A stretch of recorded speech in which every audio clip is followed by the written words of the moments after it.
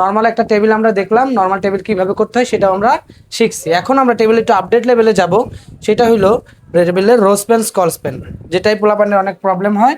খুবই সহজ একটা টপিক, কিন্তু কঠিন হয়ে যায় ছেলে মেয়েদের কাছে।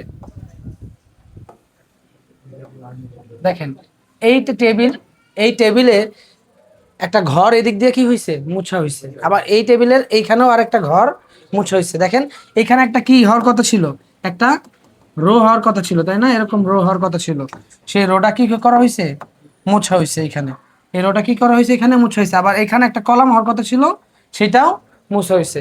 তো এই ছোট্ট একটা কাজের জন্য আমাদের দুইটা ছোট ছোট অ্যাট্রিবিউট ব্যবহার করতে হবে। কোথায়?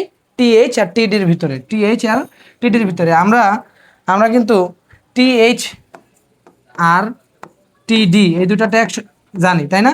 টিএইচ এর কাজ কি, লেখা যদি মোটা আকারে থাকে সেই জন্য টিএইচ ব্যবহার করতে, মানে টেবিল হেডার।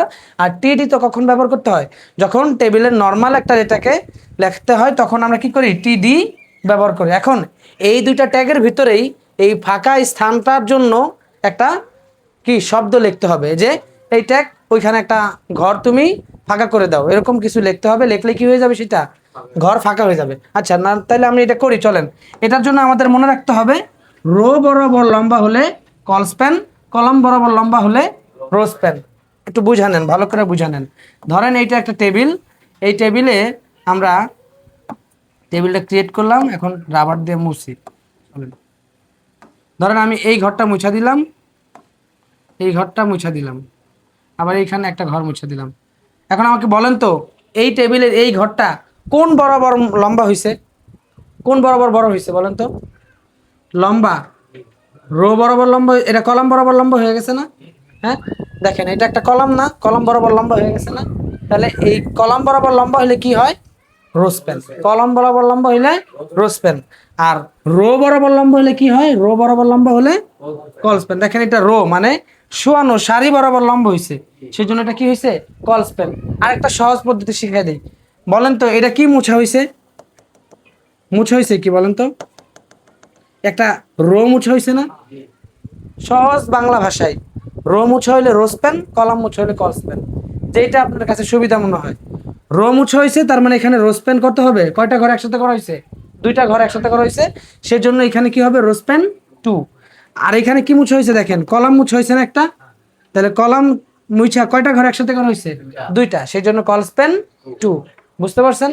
ঘর রো স্প্যান কল স্প্যানের ভ্যালু কখনোই 2 এর কম হবে না, সর্বনিম্ন ভ্যালু কত হবে, 2 হবে। আপনাদের এমসিকিউতে আসে রো স্প্যানের ভ্যালু, সর্বনিম্ন ভ্যালু কত, রো স্প্যানের সর্বনিম্ন ভ্যালু হইল 2।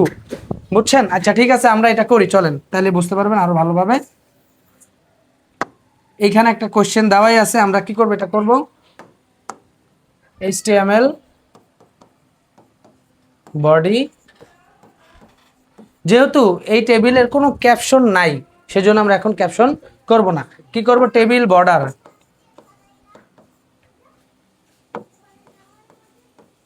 টেবিল বর্ডার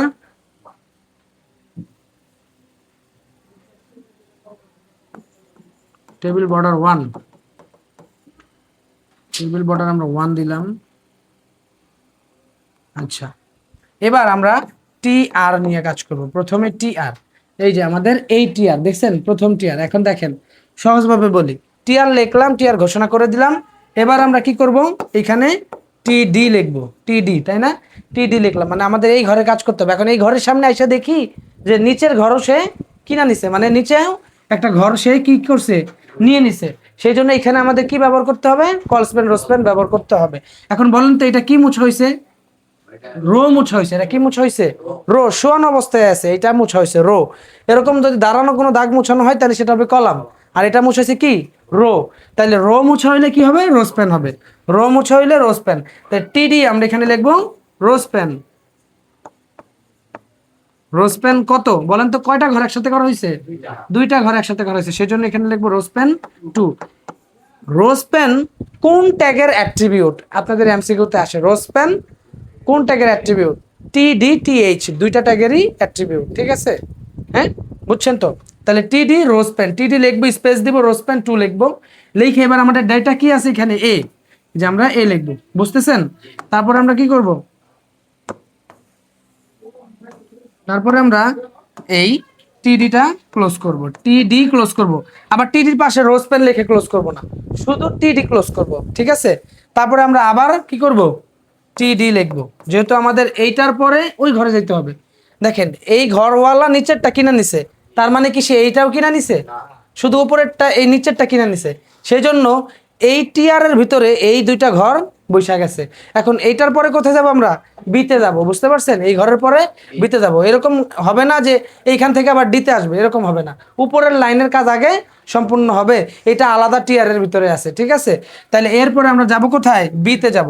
টিডি ওটার ভিতরে কোনো কাটাকাটি হয় নাই, মানে ঘর মুছা হয় নাই, ঘর বড় করা হয় কিছু হয় না, তার ওটা নর্মাল আছে। তাহলে টিডি বি লিখবো আমরা। টিডি কি লিখবো এখানে? বি লিখবো। আচ্ছা, আমরা বি লিখলাম, তারপরে কি ক্লোজ করব? টিডি ক্লোজ করে দিব, বুঝতেছেন তো, তাই না? তারপরে কি করব আমরা? দেখেন আরেকটা ঘর আছে, তাই না আমাদের?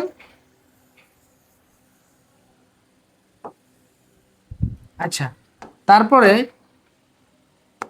আবার টিডি লিখবো। টিডি লিখে কি আছে? সি লিখবো, সি, তারপরে টিডি ক্লোজ। বুঝছেন তো, তাই না? এখন আমাদের এক লাইনের কাজ শেষ। সেজন্য আমরা কি করব? এটা ক্লোজ করে দেব, টি আর ক্লোজ করে দেব। বুঝছেন? এবার পরবর্তী ধাপ। পরবর্তী ধাপ মানে হলো পরের টিয়ার। পরের টিয়ারটা কোথায় আছে?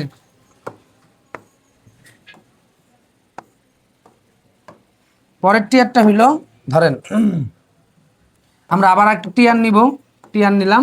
এখন দেখেন এই প্রথম ঘরটা কিন্তু ওই যে ওইখানেই বিক্রি হয়ে গেছে, মানে ও নিয়ে চলে গেছে, সেজন্য এই ঘরটাই বাদ। এখন শুরু হবে কোথা থেকে? ডি থেকে শুরু হবে। তাহলে টিয়ার লিখলাম,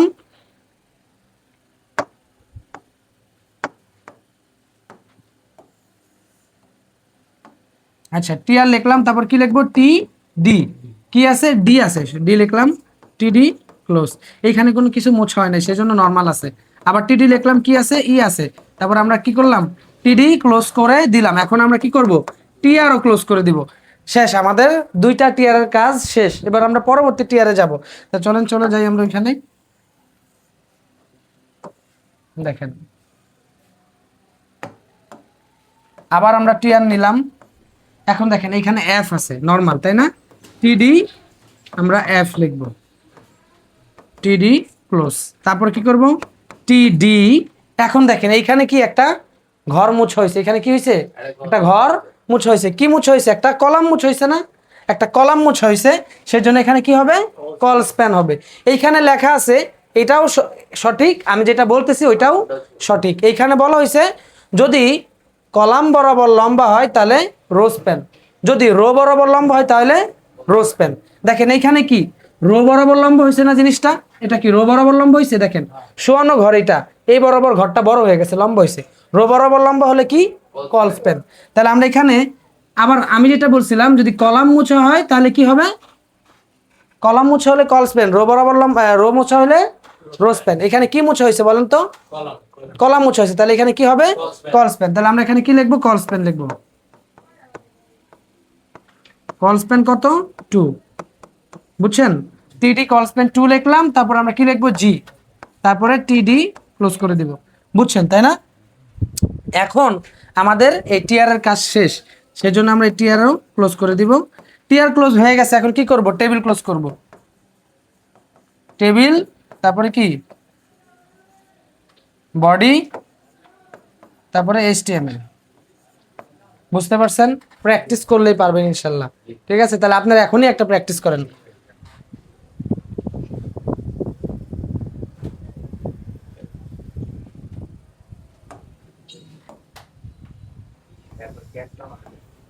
হ্যাঁ, এবার ক্যাপশন আছে, ABCD 1 2 3 ক্যাপশন আছে।